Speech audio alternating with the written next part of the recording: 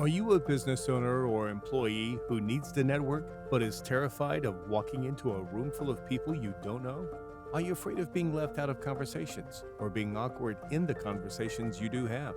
Your tour guide, Faithann, is here to walk alongside you through the networking terrain, offering tips and tricks to network with ease. Grab your sunscreen and suitcase.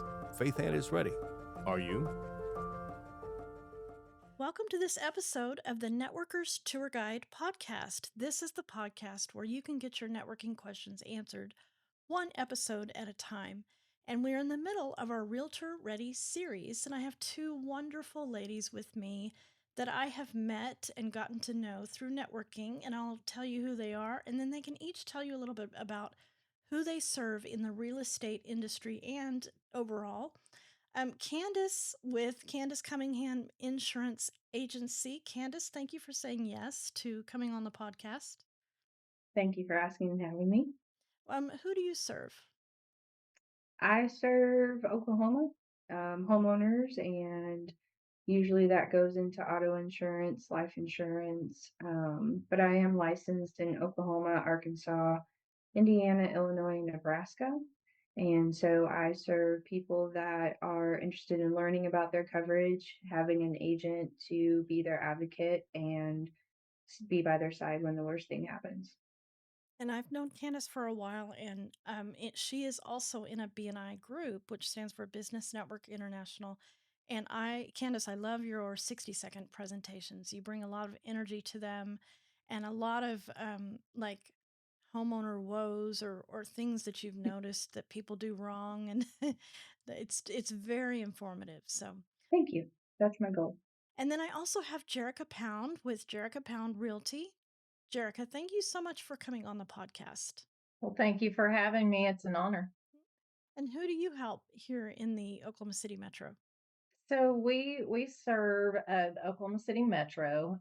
We kind of niche down into Norman, Moore, and South Oklahoma City as a specialty, but we do serve the entire Oklahoma City Metro for residential real estate needs.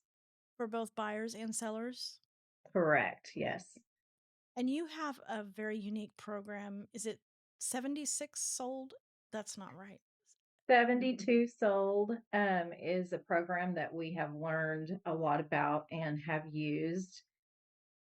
In the last year, we have moved a little bit away from it. We still use a lot of the program, but because we are entering into more of a buyer's market right now, where the buyers have most of the leverage, it definitely looks a little different than it does whenever we're in a strong seller's market. So we have moved away from that somewhat, but we still use a lot of the techniques. Okay.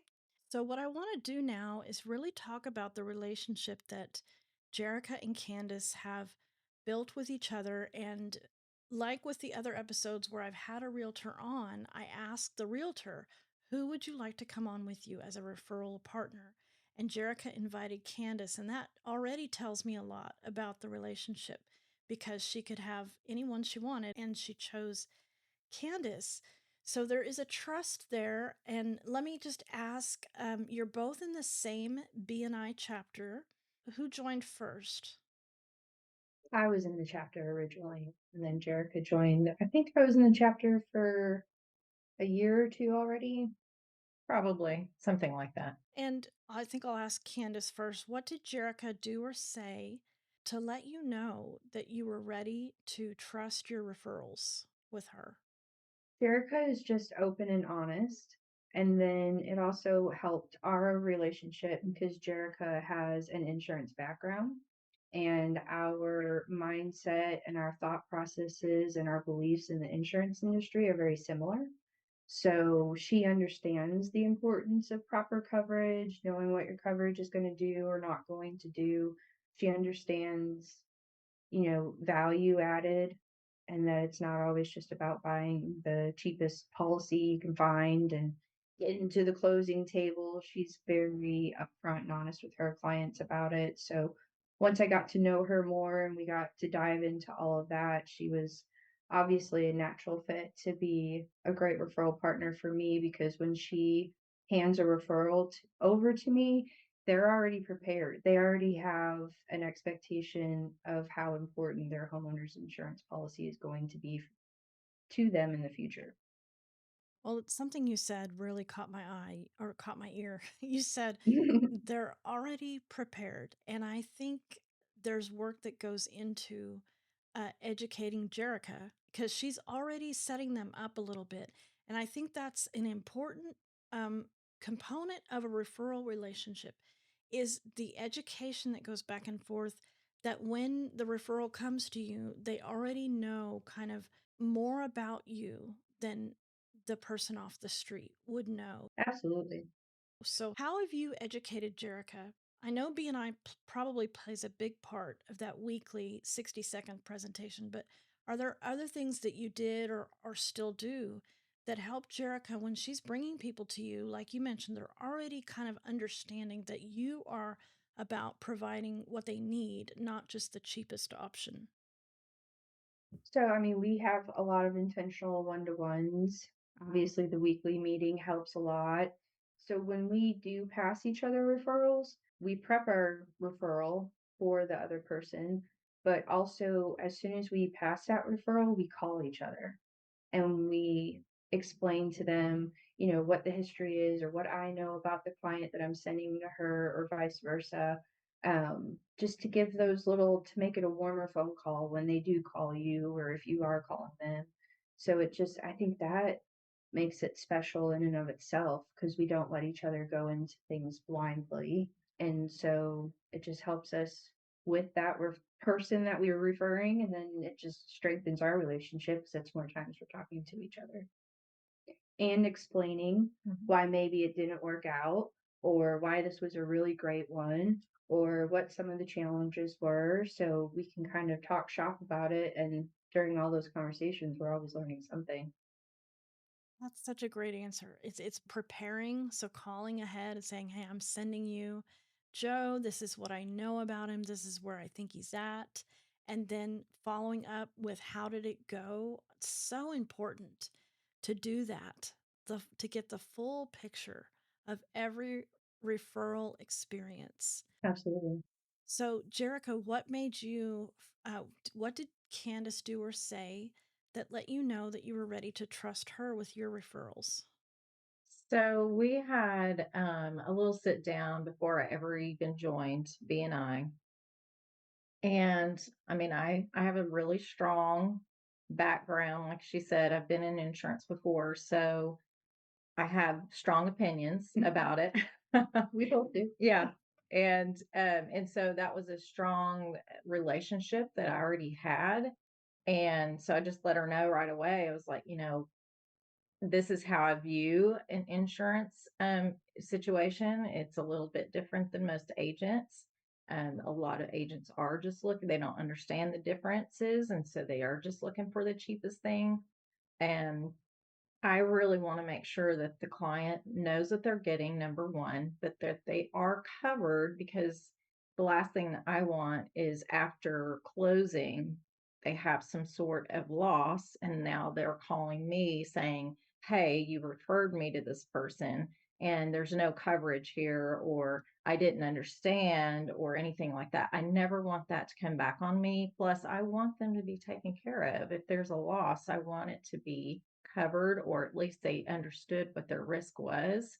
And so that was super important. And unfortunately, it doesn't exist a lot in the insurance world. And so when she came back just as strong as I was on it, I knew right away that we were going to be a good fit because it was more important to her to make sure that the client is covered over saving a buck or getting them to closing or whatever. I just feel like if you can't afford the insurance that you need, then you can't afford the house. And she was like minded in that. And so that built trust right away because it didn't matter. She wasn't trying to appease me to get my business. It was like I knew what she stood for, and I knew my clients would be taken care of. And she's very hands on. That's the other thing with the clients. And there's not that much of that anymore. So I really like that, if my clients have a question or whatever, at the renewal, she's going to be looking at it. And I know that. I know that they're going to be taken care of and things will be caught right up front instead of a policy sitting there and them not knowing what they have anymore. And it's been 10 years and, things change. She stays on top of it. And that's really important to me. Now, one of the things you said, Jerica, is something that I actually mentioned on a live recently, and I took that recording, and it's the episode that aired right before this one. When you have a one-to-one, and I used the real estate industry as an example, when you're having a one-to-one with, let's say, a realtor, and you're a roofer, and you would love to earn that realtor's business, but you haven't quite earned it yet, a great idea is to know what's going on in the real estate industry. And Jerica, I'm sure, and Candace, you're both probably aware a few years ago of the lawsuit, the real estate lawsuit that affects buyers, the way buyers now enter into contracts with their Hmm. agents is completely different, or maybe not completely, but it's affected. So Hmm. if you're the realtor, if you're the insurance agent, knowing that, going into the one-to-one and having better questions to ask is a great way to start to build that trust. Is there anything else, either insurance or real estate, that maybe a roofer or home inspector is going to have a one-to-one with you? What would you want them to know about your industry that could set them apart by the questions they ask you? My biggest advice to anyone that's trying to get in relationship, especially with realtors, is don't expect to get business until you have created a relationship. Like you have to get in relationship with people, because it doesn't matter if you're the best out there. If you don't have a relationship, you're just not going to get the business. There's so many people, especially in the trades, that are after our business. And unless you put the time in and grow in relationship and do your job really well, you're probably not going to get the business. You can't, it's a slow play. Like you're not going to get stuff right out of the gate. You're going to have to grow that relationship. That's my biggest advice to anyone is just take the time. It is worth your effort. Take that time to grow that relationship. I would say it's very much similar for an insurance agent because we have roofers that come call on us, often because they want our business as well. You have to know your audience. And so if a roofer comes to my office and sits down, I probably expect them to have a little bit of knowledge of shelter insurance and our policies and how they work and how they can serve the client. And it's all about attitude. Mhm. If you can't be a taker, unfortunately, I run into a lot of roofing companies that all, well, we're going to do, the absolute best for what's for the client. And that's what we all want. But are you going to do that honestly? Are you going to do that with integrity? Are you going to do that, making sure that their policy is going to cover that? Or have you just sold them something? I'm a very intentional, person. And so I just want to know that you have not only the client's best interest at heart, but yours and mine and everybody involved in the process. Because if we give one bad referral, that kind of soils the whole path Mhm. of what we're doing in the relationships that we've built. So yeah, being really intentional is very important. Mhm. Hey, networkers! If you want your next one to one to go beyond swapping business cards, Faithann's got something for you. She created a free resource called 10 Questions to Ask in a One to One. It's packed with thoughtful questions that help you get to know someone and leave a lasting impression. Click on the 10 questions link in the show notes and download this resource today. Very well said. Soiling the entire path. I love that image. So Candace, made me curious. If you said, you'd want that roofer to know, be familiar with shelter policies, how could a roofer do something like that? A lot of people come in, boasting on their experience that they've done X amount of roofs and, all of these things, and maybe expecting them to know about shelter is the wrong angle, but maybe if they come in curious even about shelter, so what does your policies look like? What policies are you mostly putting in place these days? Because the landscape is changing very drastically for the insurance industry, for roofing industry. So there's a lot of things going on right now in legislation and everything else that's affecting everybody. So, a roofer that comes in asking questions is a good thing instead of a roofer coming in acting like they know it all and they're going to be the best thing ever since sliced toast. So, like, just, just how can I help, or what would be a good relationship with this? And as far as insurance agents, to be quite honest, and I tell roofers that sit at my desk, because I'm an insurance agent, I give my clients no less than 3 to 4 people to choose from, and I don't steer in any direction. It's a liability situation, so I have to have a number of people to recommend people to if they're my policy holders. And so, in order to get on that list, you really have to earn your place there, Yeah. because Yeah. it's not just my reputation. It could literally be my license on the line. Yeah. So you have a running kind of list, and then you're going to be recommending at least three people. Yeah, no less than 3. Okay. So that's the other thing that you have to be aware of, is that our industries are very saturated. Mm-hmm. So you have to set yourself apart. Mm-hmm. And make it easy on us. Yeah. Make our jobs easier. Yeah. If we've got to do part of your job, they're probably not going to refer you. Right. 100%. I talk about that too. You want to be the lazy river. You want to be the current that brings people to you on a lazy Yes. river instead of the mountain they have to climb to get to you. Yes. Yes. Amen. Yeah. That'll preach, right? Yeah. Well, and I also appreciate a good attitude and a healthy respect for each other's industries, because I think sometimes you can get a bad rap just due to your industry, as far as like roofers. Well, are they a local knowledgeable company that's been around for a while, or are they just the storm chasers that show up en masse in a neighborhood that's been hit by a hailstorm? So it's a lot of that, and like I said, having a healthy respect for each other's industries, because unfortunately insurance isn't a very favorable industry. But we have a really important role. And so for me, I appreciate people that have a respect for the insurance industry and aren't going to badmouth no matter what company it is. I don't stand for that. I don't want someone sitting at my desk that's going to sing our praises about shelter insurance, but then, really just talk not great about all of the others. It's a respect factor as well. yeah, for sure. It comes to tact. And, I tell people too, like, anytime you're networking, your world gets smaller. It doesn't get bigger, it gets smaller.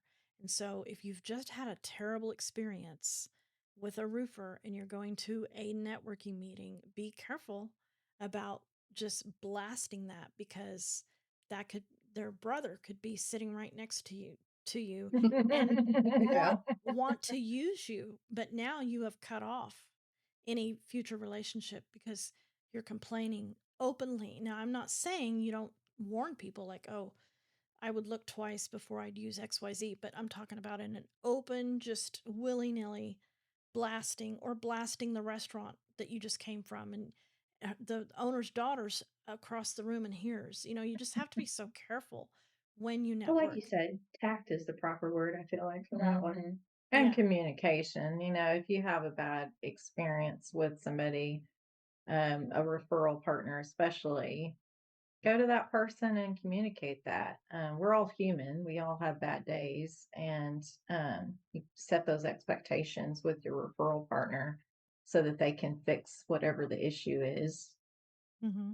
And then even if you receive feedback, I mean, I don't think I've ever received, anything negative, about Jerica, but if there was a process that maybe was a little hitchy, or, just something just feedback that I might get about Jerica that maybe Jerica needs to know, so then we just talk about those things to help each other improve our processes. And again, get to know what makes a good referral for each other.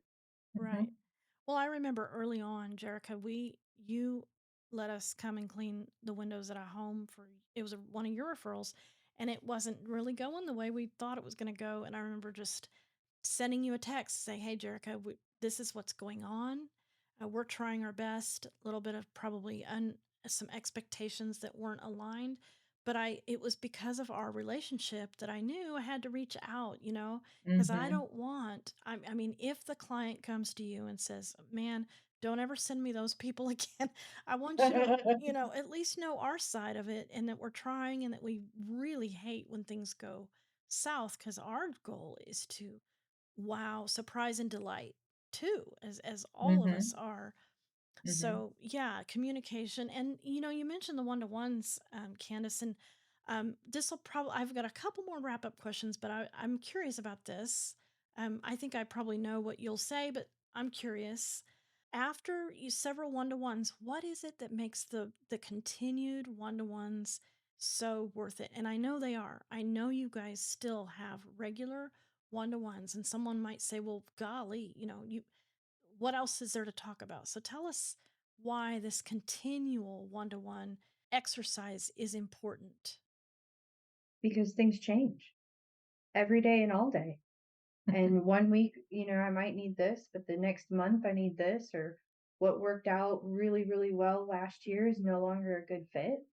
The landscapes are consistently shifting and changing and moving. So if you're not staying in contact with each other on that level, then you'll all of a sudden you're not giving each other anything good, and then that relationship just goes kind of down the drain, and that's just a waste of everybody's time. But I Mhm. want to know, I mean, our last one-to-one we talked about what was shifting in the real estate landscape, and all of those things. We brought up the 72 sold at the beginning of the, and that was one of the questions I had for her, so she educated me on why that's not a main focus right now, and how that shifts. Mhm. Goals change, landscape changes. Absolutely. And I mean, as business owners, we're all very busy people and we have a lot of things on our mind and we have a lot of things pulling and tugging and for our attention. And if you don't have those regular one-to-ones, you're not going to be top of mind. At the end of the day, you want to be top of mind so that when somebody says something that triggers that thought about insurance or real estate or whatever, you want that other person to be thinking about you. I mean, if you're married and you don't communicate, you lose the relationship. It's the same Right. thing. Right. It's the same thing. You got to communicate regularly to stay in relationship. Like things change and all that. It just, I don't know, it just builds that, solidifies you as the person that they think of whenever somebody comes up that needs that service. Very well said. I love that we're really focusing on one-to-ones in this episode in particular because I just finished an episode about one-to-ones. So this will be a really nice, practical episode to listen to after what the audience has just heard. And if the audience is saying, I really do need to have more one-to-ones, take the advice from Jerica and Candace and take everything they've said and just really take it on and try your best to go about building relationships because that's what it's all about. Okay, this is the next to last question, and you can both answer it, or you just one of you, either however it works out is great. What would you say to either another insurance agent or another real estate agent who says, "My industry is overrepresented." I can't say the word. Overrepresented. Overrepresented in the networking rooms I'm in, and it's discouraging. You have to be your own cheerleader. And I mean, competition isn't necessarily a bad thing, but you do have to find your pack and your people. And I think that's why I do align really well with the BNI um, model and how it operates. But if I'm in a room and there's another property and casualty insurance agent in there, I'm just confident in what I bring to the table, what my policies are, how I service my clients. And in my mind, I stand apart because of those things. So I just settle into that knowledge and know how. And also, my relationships in networking help bolster that. So just know what you bring to the table and be proud of that and always be willing to learn. And you don't want to be cocky, right? But know what you bring to the table, be willing to learn and make relationships because that's where it's going to make a difference. Yeah, I say two things. It comes down to who has the relationship. So are you building those relationships? And then the second thing is how do you stand out? How are you different from everybody else in the room? And focus on that. Because we can't be all things to all people, and it's okay if people have relationships with other realtors or what have you. That's okay. Thank you both. That'll be encouraging to the listeners. Okay, you ready for the very last question? If you both had to tap your younger self on the shoulder as you were going out to make a difference in the world, in the industry you're in, what insight would you give your younger self? That's a good question. Yeah. I would say, and I've said this before, I think if I had advice to give myself is I would say get into action faster. So don't be so afraid of making sure that everything is perfect and that you know things before you jump out there and start doing things, because you learn by doing, and um, people respond whenever you start. I mean, I've seen some really great go-getters in our industry, and people respond. I mean, they start getting business right away, even though they're new at it, what have you, and they learn. They learn a lot faster than the people who hold off to make sure everything's perfect first. So I would say get into action faster. That's a great answer. Thank you. Well, what about you, Candace? If I had to give my younger self some insights, I would say progress over perfection, kind of like what Jerica just said, and stick to your guns. Just know that you're on the right path, settle into that path a little bit sooner, and know that your heart is in the right place and learn as much as you can and commit yourself to continually learning and just be who you are because that's all people want. Yeah, they definitely want the real version of us as opposed to the one that's trying to be impressive. Yeah. Absolutely. One more thing is there's a saying, don't judge your insides by other people's outsides. And I would say, yeah, I would give myself that advice. Don't judge my insides to other people's outsides. Because what appears is going on with somebody that, first of all, they had to work really hard to get there. They've had a lot of hiccups. You don't see all the uglies behind the scenes. All you see is success. And so that would be something I would remind myself of. Yeah, Yeah. for sure. Well, this has been so much fun. Candace, where can people learn more about Candace Cunningham Insurance? Well, you can find me on Facebook. It's Candace and Cunningham Agency. And then if you go to the shelter website and search my name, my website will pop up there. And then I'm just a phone call away or a text away at 405-582-2209. All right, and I'll link your website and Facebook page in the show notes. Jerica, where can people find you online? Awesome. That's a good question. No, I mean, obviously, my phone is the best way to reach me, which is 405-317-7858. You can also find me on Facebook. We are also on YouTube and Instagram. How you could get a hold of us on Facebook is through my personal site, which is Jerica Pound. We do have a business Facebook as well, which is Jerica Pound Realty. And so you can find us there. We put out a lot of content on social media and YouTube. So if you want to go check us out, that'd be great. Okay, and I'll link the YouTube channel in the show notes. And I want to again thank you both. I really appreciate what you guys brought to the table about having good one-to-ones. I love just Candace, as you're saying, if you're a roofer sitting in my office, this is what I would want from you.